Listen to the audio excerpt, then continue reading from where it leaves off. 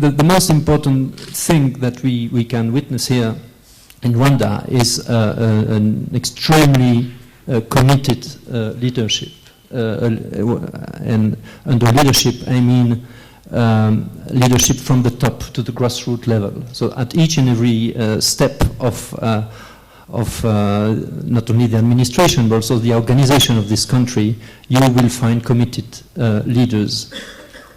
Committed to what? Well, basically, I would say committed to the stability and the security of their country, which is, of course, of primary importance for a country like Rwanda, but also to the development of their country. And what is very important, it's a fair and equitable development, and I really want to underline the word equitable development. That's extremely important. I think Professor Mutebi this morning and also the Minister of Health mentioned the fact that the growth and the benefits of development are equally and fairly redistributed to everyone in this country, not only in Kigali, but also in the provinces, in the regions, and it benefits really to the poorest fringes of the population. So frankly, sometimes we read articles about the fact that Rwanda development is just for Kigali and the rich people. It's not true. It's really not true, and I hope that very soon with the survey on the household in Rwanda, we will be able to demonstrate scientifically that the development is for everyone. And I would like also to flag in particular two programs just to illustrate that. It's the program on social protection. I think people this morning have mentioned the VUP and also the Ubudehe programs. Those really benefit to the poorest of the rural areas in Rwanda.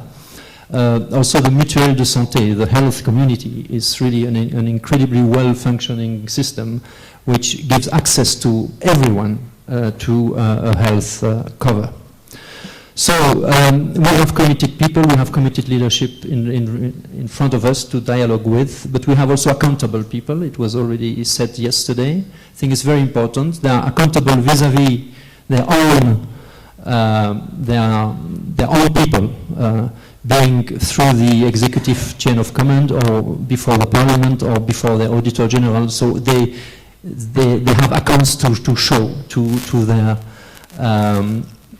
to various instances. So we donors or partners, we do benefit from this accountability as well. So I think that this concept of accountability is also extremely important, and we must understand that it starts at home, the accountability. A word perhaps on ownership. It has been also said several times yesterday and this morning, but again I want to repeat that there is true ownership in this country. The Rwandans, they own their strategies, they own their policies. No consultant wrote the Vision 2020. No consultant wrote the poverty reduction strategy paper. In too many countries, in too many instances, we have seen consultants or UN agencies or the World Bank or even the EU, where I want to put me in the same basket, writing on behalf of a government a policy paper and asking the minister to sign. This is not the way it works here in Rwanda, and I think it's extremely important. So to use a common expression, the leaders are really in the driving seat.